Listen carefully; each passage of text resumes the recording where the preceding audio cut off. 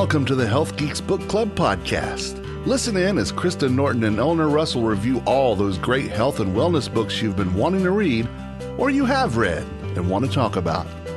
Here's Kristen and Eleanor. Good morning, Kristen. Good morning, Eleanor. It's Health Geek time, and we've been reading some books. But, you know, this is the beginning of a new year for us. Yes. And not our anniversary yet, but on the calendar, it's a new year. And, you know, there are holidays, and we kind of got distorted a little bit. And we had a couple conversations about what we were doing. And we picked a book called Rest. And we're going to talk about a book called Rest. However, what happened? Turns out there are more than one with that title. Yeah, so. and for somehow we didn't check the author. We both sort of assumed we were talking about the same book, and it is hysterical. We have read two books on this great topic, and we're going to weave our conversation and perspectives from what these two authors have said to us, aren't we? Yeah, so the book that I picked up is called Rest, 7 Types of Rest to Eliminate Burnout, Reduce Stress, and Overcome Anxiety by Allison Hay. And which one did you read? Well, I read Rest. Why you get more done when you work less. And it's got a picture of these little flip-flops on the cover. It's really adorable. It is by Alex Soojung-Kim Pang. And it's published by Penguin. No, it's not. This one's published by Hachette Group. Who published yours? Do you know? This one is self-published. Ah, okay. And we've read a couple of other Hachette books, and their mission at that publishing house was to make it easy for everyone to discover new worlds of ideas, learning, entertainment, and opportunity. And they value diverse perspectives, voices, and ideas to support creativity and break new ground. So they're respectfully challenging established thinking. And so this whole idea about rest is something that most Americans don't get enough of. No, because we're always busy doing, running around, getting things done. Are you ready to take control of your health and wellness journey, but don't want to do it alone? Look no further than Well Balanced Nutrition. We offer personalized nutrition and wellness coaching tailored to your unique needs. Our integrative, whole-person approach combines the latest evidence-based practices with compassionate guidance. Whether you're managing health concerns or seeking to optimize your well-being, take the first step towards a healthier, happier you by booking a free 15-minute consult with one of our registered dietitians at wellbalancednutrition.com. Yeah, we were excited to talk about rest, especially, we were reading over the winter holidays, and so it was a good time for us to try to remember to rest, right? So that's one thing that called out to rest, yes, by this book. Whether I did well or not, that's a different story. But yeah, I think it's important to rest. And well, after Christmas, we got a lot of cold weather and school was canceled or delayed and ended up getting a lot of rest after the fact. Yeah, and this year, speaking about Christmas, because that's a holiday that my tradition celebrates, there's a thing called Epiphany that happens after Christmas Day. Mm-hmm. And I usually have never paid any attention to it. But this year, I kind of heard that message. And so I didn't take down my Christmas decorations and scurry about and get busy getting ready for the new year. Don't drag anything from the old year into the new year. And I found that it was delightful. I enjoyed the difference in my home with the decorations in the wintertime and the shorter days, the darker nights.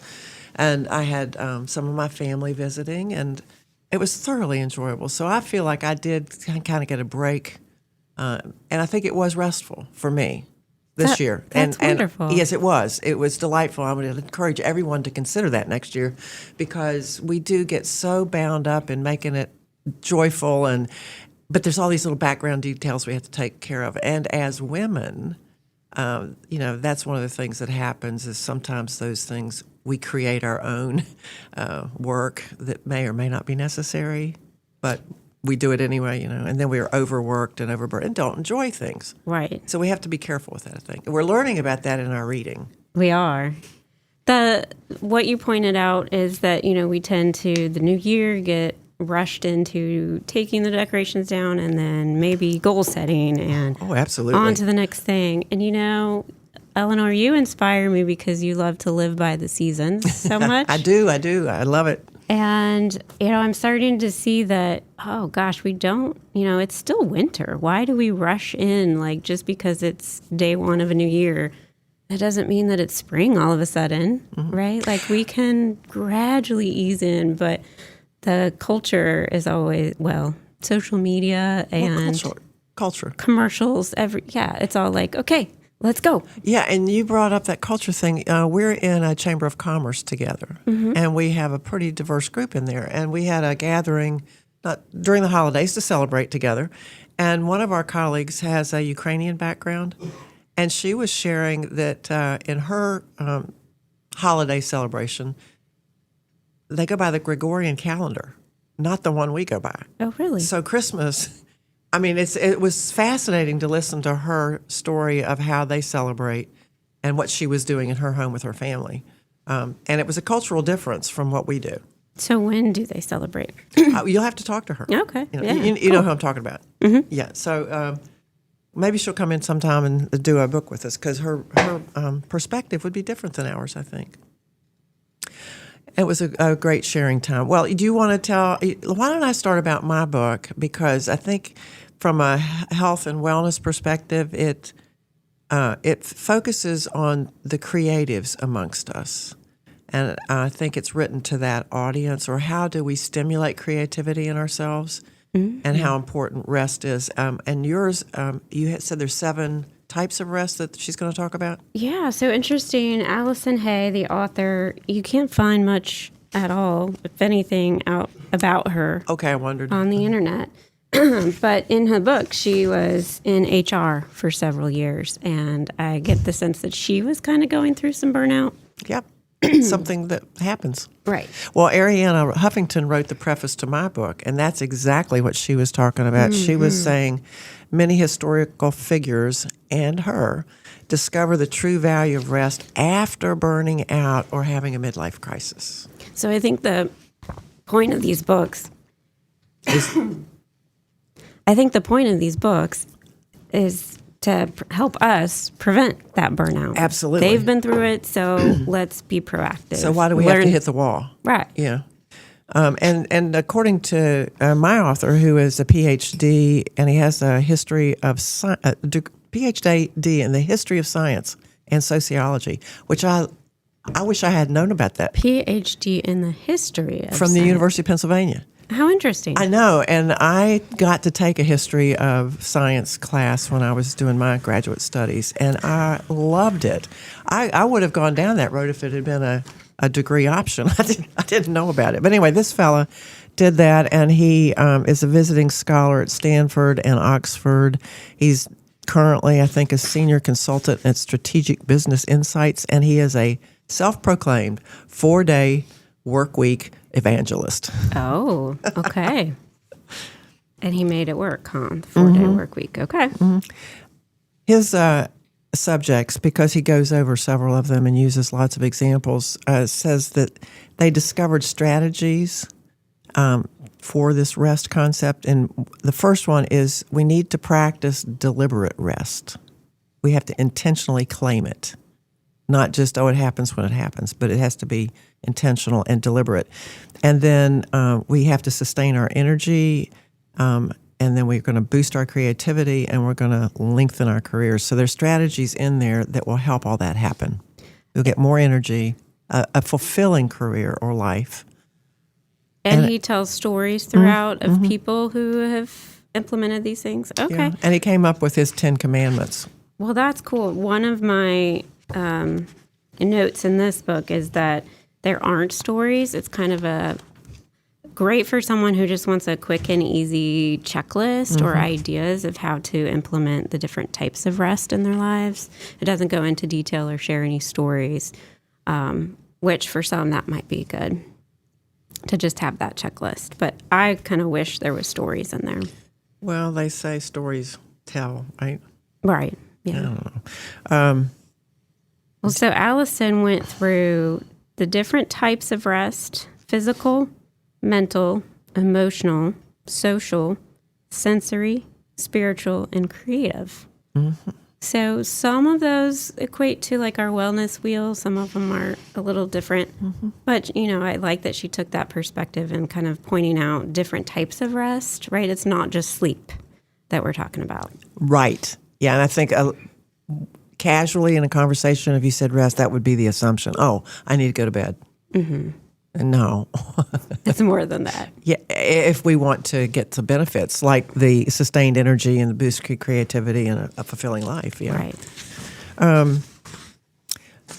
If I can just do the 10 Commandments, I'll do that according to this author. And my book was published in 2016 initially and reprinted in 18. When did yours come out? Okay. I think mine was 2022. Okay, a little more recent. 2023. Yeah, and I really like that. I think these two together would make a really nice package. Yeah. I do, because I think the clarity in what you just went over about the different types, you could filter that into this conversation that Alex Soojung-Kim Pang says. That's a big name. Yeah. All right, so here are the 10 Commandments according to him. 1, you got to take your rest seriously and you have to make time for it. Then you need to focus. And he says that you should work 4 or 5 hours and then take bursts of rest. And we've talked about the Pomodoro method when we're working and focusing, how that idea is a timer and you're going to lose your focus after a while. And if you get up and exercise, get up, take a walk outside, come back and sit down and do your work, you're going to get a lot more out of it. Right. And it won't take as long to do the project or whatever you're working on either. And more I can't efficient. help but say, too, that it's good for your physical well-being and your blood sugar to get up and move every once in a while. Right, yeah. Then we need to layer our work and our rest. Here's one that I struggle with, but I tried it today. It kind of worked. Get an early start. I actually showed up for the podcast on time, and Tim's laughing. So if we get up early, the point is there are fewer distractions. The distractions come as the day goes on. Yeah, it's hard to get up early. Ugh. And I do feel I enjoy the quiet start to the day. Yeah. So I agree with that. Yeah, well, he has a lot of examples of people like Hemingway and John Cheever and John le Carre and Frank Lloyd Wright. Frank Lloyd Wright, the architect, got up at 4 a.m. and started his work, and then le Carre at 5 a.m., and then Hemingway and these other people at daybreak work for 3 hours, and then you're done. Go take a long walk in the woods. And I've always claimed that I'm a night owl, or at least in my adult life. As a young growing up person, I wasn't, because I was on a schedule that my mom and dad set up. And it was get up to go to school, right? You have to go. And at that time, teenagers had to get up really early and go to school. Now we're thinking about the teenagers, not going as early as the elementary kids, like it helps their brain. We're learning as life goes on. So anyway, this idea of night owls, they say that even for us, if we do that early morning thing, we are even more productive. And they say that the morning doves are like more productive in their, what he's calling non-optimal time frame, which I thought was kind of an interesting idea. And I wanted to explore that a little bit more. So and he's they did saying tests. You're more productive at the times when you don't really feel like it's your best time of the day? Yep. Interesting. And they studied it. They did subjects and they had little observational studies, and it was what they call it's not what you expect to find. Okay. You know? Yeah. Yeah. And they were surprised. It was like, So something to think about. So For sure. Even though you don't want to get up early in the morning, maybe try it and see what happens. But then you're going to rest after that. So that's the thing about this balance of or layering the work and the rest for your maximum outcome. And then really important for rest, and I wonder what your author says about this, is to detach from work. Mm-hmm. I mean, really detach. And did she have any strategies on how you do that? Not really from work. It's interesting, the perspectives I'm seeing already, because my author is a woman. Mm-hmm.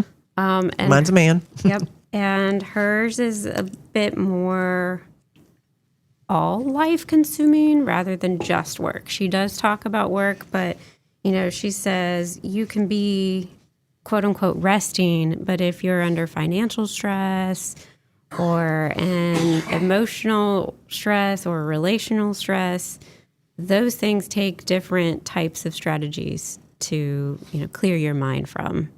So getting away from work is almost like, well, we can sleep, but are we saying we're resting?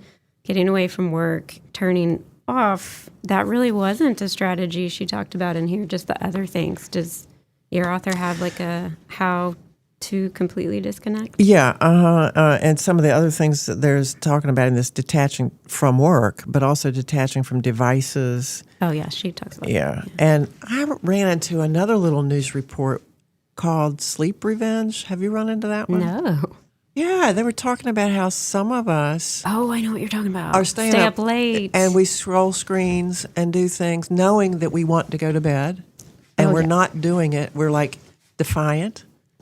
And there's something going on. And the little article I read, the end of it, they said, take heart, because what it means is you're looking for one more good thing on that scroll, one more happy story, so that it really validates that you love being alive. Oh, that's such a positive spin. I know, and I thought, well, where'd that article go? But revenge sleep. So I see it most among parents, and just because that's my season in life. Because, that's like either you wake up early or you stay up late to get that like quiet time. Like I'm not responsible for anybody else right now. I can do what I want. And so you kind of want to stay up and enjoy that. And then you don't get your sleep. And then you're tired. Yeah, there's some funny videos on. And my author on number 8 says we need to practice deep play. And didn't we read a book about play? Yes. So I was also thinking about the book Play in this, because she talks about creative rest and what did she call it? Even spiritual rest. Those kind of reminded me of being playful. It's like do new things and pick up a hobby. That's what we read in the book. That would be detaching from work too. Yeah, because, for sure. And what he's saying about this deep play is, and he talks about people that climb mountains, or whatever. But the idea is that in this deep play, you're doing something that you're kind of good at, and you're using skills that require focus that won't allow you to think about that other stuff. Like if you're climbing a mountain, you got to know where that foothold or grip. You can't worry about the emails. There's no room in your space for that. Right. And that's why he says that's very beneficial to us, and that's one way to detach. Catherine Price had a word for that, and I can't think of it. Like being in the zone or flow. She called it flow. Oh, right. Yeah. That's the flow, because when you're in there, you're creative, you're in the zone, and you're not thinking about your to-do list or work. Yeah. Some of the examples that we had in here were Darwin, Rodin, Hardy, Watson and Crick. As you said something earlier, I'm aware now that this book is totally male-oriented. And we're going to talk about another book that discusses that idea as well. But some of these, there was one woman, Barbara McClintock, who is a biologist that did the jumping gene discovery. Okay. And he tells a story about how much she followed kind of these rules of, taking the breaks and the detachment, and, the ideas then come. The brain, it's sort of like the unconscious works on these problems that we have, and when we are intentionally trying to solve problems, they sometimes don't get solved. But if we rest, the unconscious will take care of it. Yeah. Which is something to relax into, which is hard for us who like to control things. Oh. Huh? For sure. Well, then the last 2 commandments here are get plenty of exercise, which you mentioned earlier. And then, of course, we've been talking about it, get plenty of sleep. We know we're sleep deprived, and we know our brains need sleep.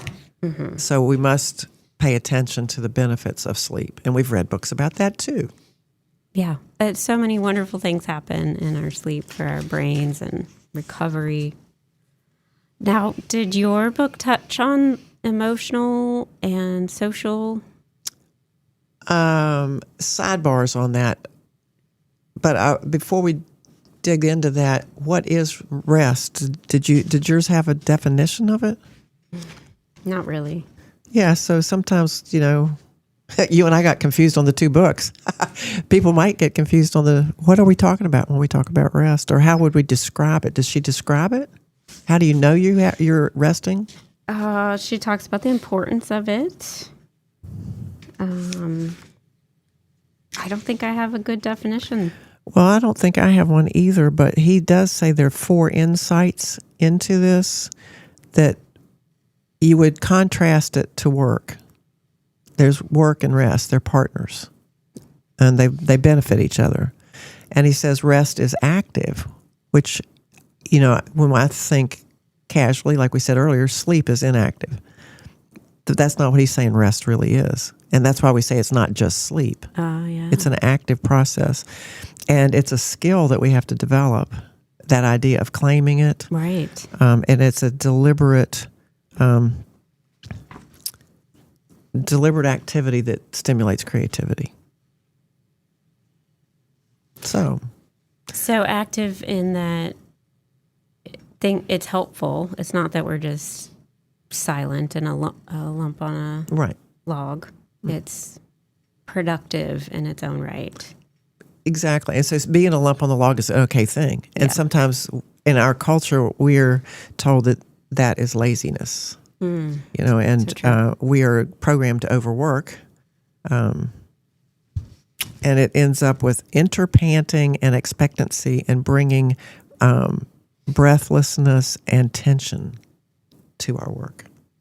Yeah, and burnout. That's what I would call burnout, right? And we've learned about this in many different ways. Like I'm just thinking of several books coming together and kind of teaching us different ways to think about rest, doing nothing, sleeping. Mm-hmm. And attending to these 7 different types of rest, I think is really a cool idea. My book on page 27, and this book had over, it was a lengthy little book. Over about 250 pages. But on page 23, I identified the sexism thing that we've talked about. He talks about how the home in our cultural world, you got work and home, and how home was a place where men could relax. Come home after a busy day and relax. Put their feet up, read the paper. But the woman is making all that happen in the domestic, scene. So now in America, where we have women working, a lot of that superwoman thing came out. I can do it all. Right. I can be the wonderful homemaker or the wonderful provider for my nurturing family, and I can bring home the bacon. When there an ad about that? I'm sure there was, yeah. But there's not enough time to do all that. And when are you resting in that? Right. And then that's where we have the ruptured relationships and the chaos and burnout and disease. We know that stress causes disease. I'm willing to say that here. Are you? Stress, yeah. Promotes disease, yeah. Well, let's say some stress is good. Too much stress is... Chronic stress. Yeah, chronic stress. There we go. Well, and the word unresolved comes to mind, and it is brought up a lot in my book. Like emotions that are unresolved can lead to stress, mental health issues. So emotional rest is as simple, but not as easy to do, but as simple as, making room for yourself to feel any emotion that might spring up and giving yourself permission, right? Whether it's to grieve or to feel sad or happy, even confused. But so often we feel like we have to be happy all the time. And maybe as parents, around your children, you have to be happy and positive, but she says it's utterly exhausting to pretend to be what you aren't. Remember the book, How Emotions Are Made? Yes. And how the discovery there was happy is not the state of everything. And the myth of happiness as well. Yeah, right. It's not something that is constant. Right, and that's okay. It is okay. Yeah. Yes. This guy referred back to the ancients. So, early in human development, people figured out that knowledge required the marriage of logical and discursive methods with contemplative practices and attitudes. So intellectus was enabled by leisure. So they had figured that out early. Yeah. And designed lifestyles that would allow for that. However, I would say in those ancient societies, and I'm thinking of Rome and maybe Greece, there was the working population and then the intellectuals, right? So the intellectuals had it's like the husband or the man and the woman in the home. Some of them, half of that equation gets the rest. Right. The other half is working constantly. Right. So there's got to be some way to navigate the expectations of what we have to have. Exactly. Let's see. One strategy that was good in this book, still in the emotional realm, was to use a worry journal. Because if we're worrying all the time, that's emotional stress. And it can be, you mentioned we all want to be in control. Mm-hmm. And well, some of us. Some have let go of that. Many of us, yeah. Some have realized that's not the healthiest way to go. Yeah, and that's good because if we're worrying about things that are out of our control, it's a bit of a waste of our energy, and we're not letting ourselves rest. So a worry journal helps you see what you're maybe ruminating over and whether it's worth it, right? Like, is it in your control? Or maybe just to become aware, that self-awareness step. Absolutely. That's a great tool to discover that. And the other thing to be aware of is negative self-talk. She puts this in here that it is as crippling as poison is when ingested by a human being. It makes you feel bad about yourself and dysregulates your emotions.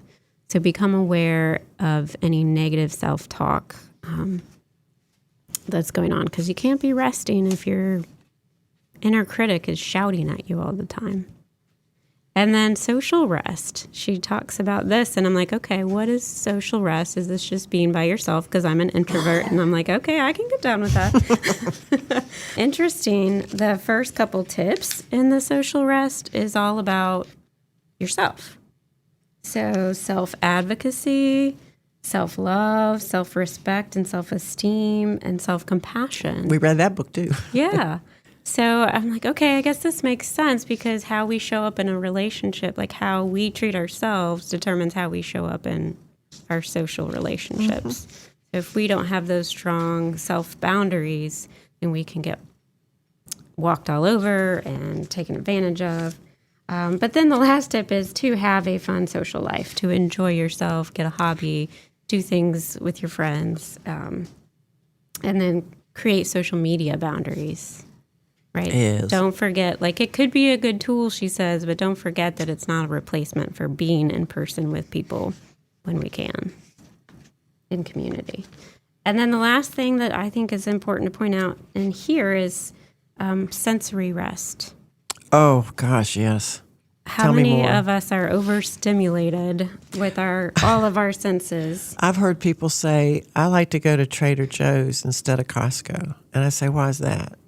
And it's because the stimulation in a large grocery store or a Costco, too many choices, is exhausting.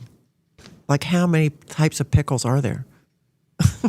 Right. It's like, oh, which one do I want? Right. And then the brands. And then now we got to read all the labels, right? Because we got to make sure what's in all the stuff. So by the time you've had a shopping trip, you're depleted. Yeah, there's so many people, there's so many lights, color, sounds, colors, things smells. to read and take in, smells, tastes. Right. Yes, it is. It's very overwhelming. That I get home from the grocery store and ideally I want to prep some things, but I've got to get myself some rest. That happens to me too, because we ran into each other at the grocery store the other day, and I love the grocery stores. I mean, I could just live in there and have fun. Oh, what can I make with that? And then by the time I've already made it in my head, yeah, and I think I have time in the day, I've spent the time in the grocery store that I would have had to make the thing, and then I get home and I'm like, oh. So true. It's like all I can do to bring my groceries inside and put them away. Oh, that's fun, though. Hey, so in your book about rest, I didn't hear this. He's saying that we need to make it a deliberate practice. Mm-hmm. But he says we also have to have a reason to do it. That meaning of why is it important or why. And it says that when we do that, it's going to reinforce your sense of who you are and who you will become. And I liked that. That's pretty deep. I thought this was a very deep book, and I actually liked this book a lot. It was an enjoyable read, and did talk about some science stuff that I like to talk about. It wasn't just based on, hey, I think this is a good idea. He actually did reviews of research that involved functional MRIs and PET scans and EEG imaging and trying to see what's going on in your brain when you're resting.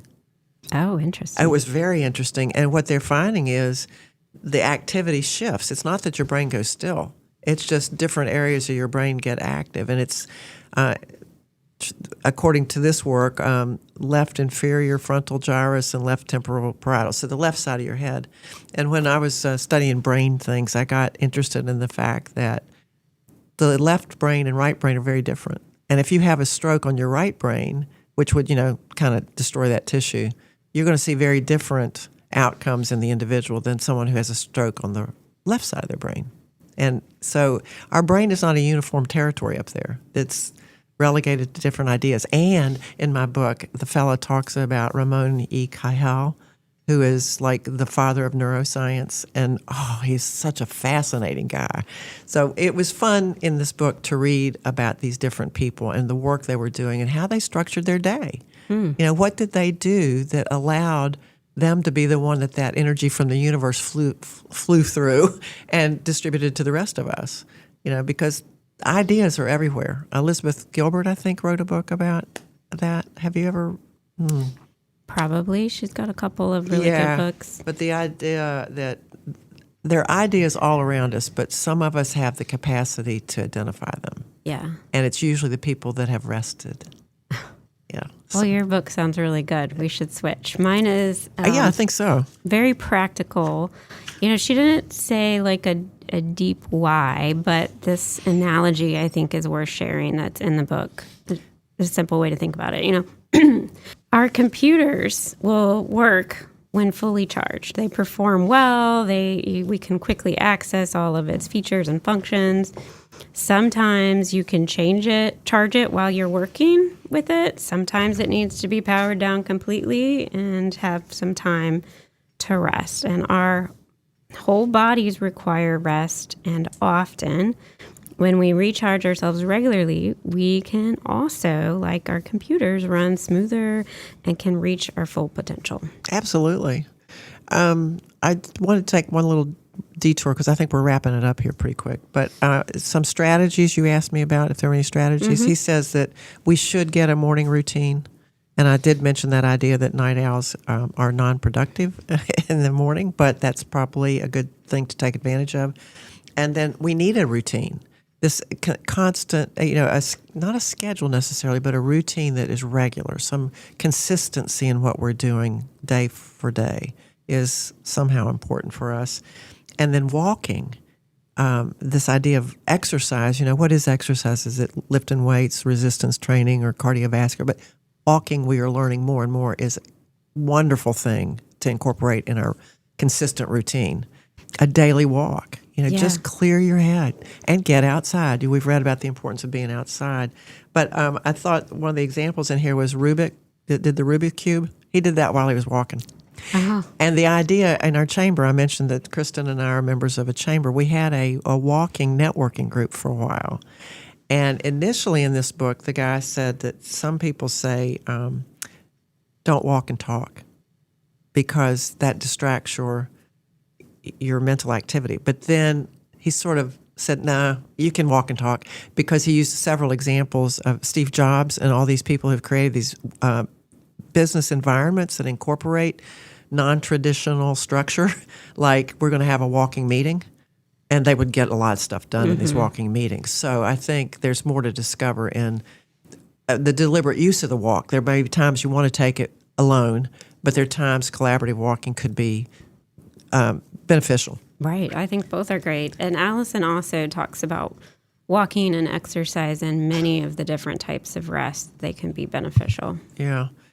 And then did she talk about napping? Because this guy did. And I thought, oh, this is something I'm discovering.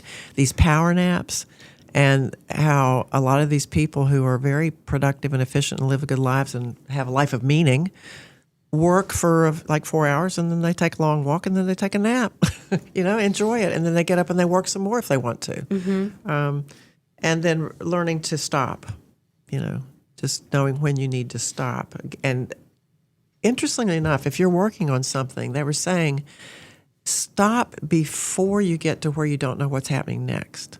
Like if you're writing a story and you're ending a chapter and you don't know what the next chapter is going to be, don't stop there. Stop earlier where the girl's in the room and she's going to walk through the door but I'm not going to describe that right now. So tomorrow when you get back to it, you talk about, she went through the door and this is what happened, because your subconscious will be working on that solution for you while you're resting. So learning when to stop your activity. And I have found this, and I've observed it. People go beyond where they should, and then they just disintegrate in front of you. Mm-hmm. You've seen that, It's like if you just stopped 5 minutes earlier, this would have been okay. But you kept going. That's interesting. I'll have to try that out. Yeah, but being aware of, I am intentionally stopping before I've completed this task. And, knitting or things like that, you're going to start a new sleeve and you want to finish this one so you stay up beyond when you should to get to the end of this one section. No, let that go. You don't have to do it that way. Stop before it's at a incomplete break. Yeah, I want to try that. Yeah. And I don't think that's going to be easy because I do want to finish it. I want to I want to tick it off the list. Well, you need to read the book and see if you really adopt that idea. So anyway, he has lots of other good ideas in here. And sabbaticals are the other one. I want to take a year off. Oh, that's exciting. Yeah, but he says the vacations. Routines make sense with decision fatigue, because that was in my book about we make a million decisions all the time. And if you have a routine, those are decisions that you have already made and you don't have to make that day because it's just your routine. So that's nice. I think that is a lovely strategy. Yeah, and to-do lists are things that can be overwhelming, and sometimes you just say, those things have to be done, but I'm stopping. Mm-hmm. It's like, that's too much. It's overwhelming. Hey, if you're as interested in prevention as I am, contact me, Eleanor Russell, at 360health, 4u.com. Whether you're interested in financial wellness or physical health products, 360 Health invites you to become part of our community. On the sabbatical idea, though, the idea of vacations, does she talk about vacations? As a rest? Yes, but her book is more like what you can do on a daily basis. Okay. Because this guy says we should take a vacation every month. Every season, you should take a week off. Every season. That's 4 weeks a year. Well, that was in our Nature Fix book, too, wasn't it? Like what, not just what vacation, but what type of exposure to nature should you have and how long? Yeah, doses. They called it doses, right? Yeah. Well, anyway, I recommend this book. I was happy that I read it, but I think I want to read the one that you've read. So maybe we should swap books. For sure. Well, I hope this empowers you to rest and see the possibilities that it holds for you. Yeah, don't neglect it. Yeah. It's very beneficial for us to take those breaks and take that restful break. And maybe the types of rest are really... It's a fascinating topic, wasn't it? It was. Yeah. Thanks for listening in. I'm Kristen Norton, one of the registered dietitians at Well Balanced Nutrition, where we offer nutrition coaching by registered and licensed dietitians. If you're interested in working with us, visit us at wellbalancednutrition.com and check out our free Clarity coaching call option. And I'm Eleanor Russell, a health geek, and I want to promote our book club store. If you're interested in picking up these books, we'll make sure that we get both of these listed in that Yes. and access. It helps support our podcast, and we would appreciate it. And if anytime you have some reaction to what we're saying, we would love for you to put that in the chat comments. And share our podcast with your friends. We want more and more people to be thinking about what can we do constructively to help our health and well-being. I'm at 360health, 4u.com, and I like to help people with their decisions, all these decisions you got to make about what kind of products do we use to support our health and well-being. So have a great day, everybody. Bye now.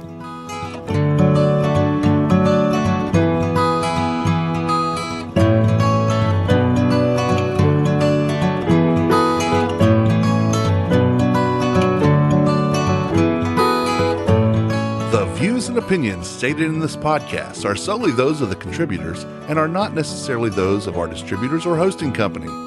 This podcast is copyrighted, and no part can be reproduced without the express written consent of Kristen and Eleanor.